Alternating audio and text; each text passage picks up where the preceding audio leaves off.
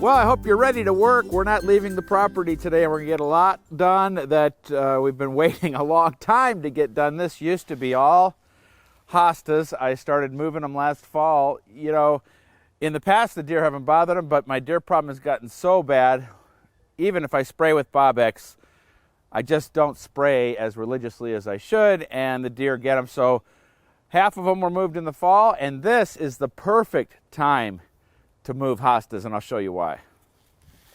So right before the hosta leaves out, it's easy to get in there, and you can see how each part is easy to see, and that's what we're going to do. We're going to take these out, and they're only going right over there because the deer can't get in there. And I've got them all left through here. I'm going to dig them all out. I've got some behind you there, and they're all moving into the vegetable garden, which is becoming the flower and vegetable garden to try and keep my plants safe from those darn deer.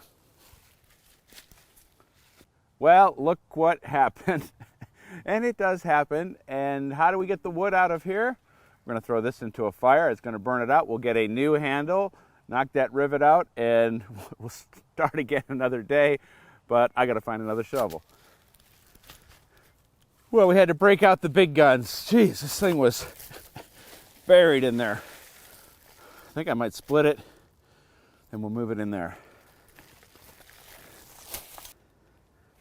Good way to get your aggression out.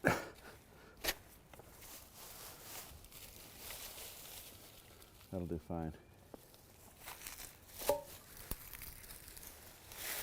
And like always, in the planting hole goes some leftover compost here. Then I'm going to work my way along the fence line and get these hostas in place. And it feels good to get this job done. I've been keeping busy in the garden. I've never got this much done before in my life. So it's one way it's good to get time out in the garden, that's for sure.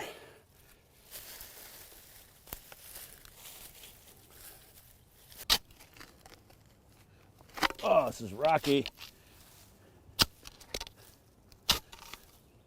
Ow.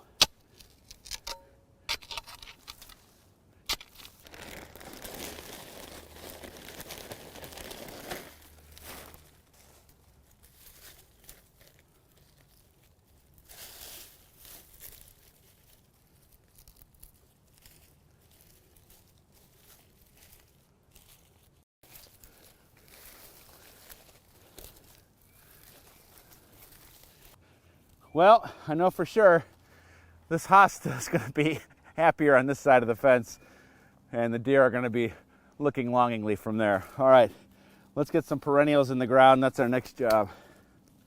Well, sometimes one of my plans actually works out. These are Hellebores. This is Hellebores niger, also called the winter rose. Starts blooming in November. I love the plant. They sell it as a ornamental Christmas plant for indoors, and this is what was left over at the nursery. They wanted to get rid of them. I said I'm going to try and winter them over. I did in the greenhouse, and now they go in the ground. This is the perfect time to be planting perennials, as long as the soil isn't too wet. You've heard it before. If the soil sticks to the shovel, it's too wet. We're good to go in here, though, and I have the perfect place for these. So I'm just working my way around the spring bulbs that are in here, and I have 3 of them in. This is going to be quite a show coming up in November, and there's nothing like it when you've got a plant that is coming into its prime in November when everything else is going away. And geez, I've got 2 flats here to plant, another flat back there. Let me get this done, and I've got one more thing to show you, maybe 2. During the holiday, these were 20 bucks a piece. I can guarantee you I didn't pay that. They have this kind of peat-like little pot on there. I'm going to pull that off and put it in the ground here.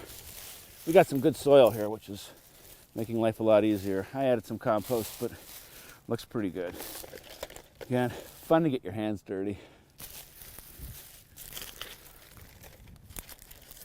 Bad enough to be battling the rabbits, but you chickens aren't allowed in here.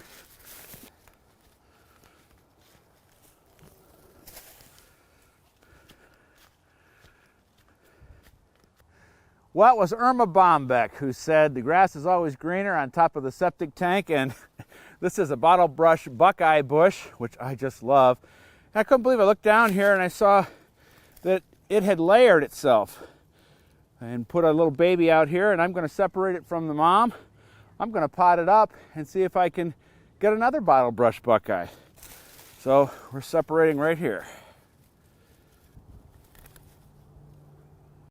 All right, I'm going to get this into some soil and then we're going to finish up. Well, we're going to leave our little baby bottle brush buckeye, say that 3 times fast, in the shade for about 3 weeks.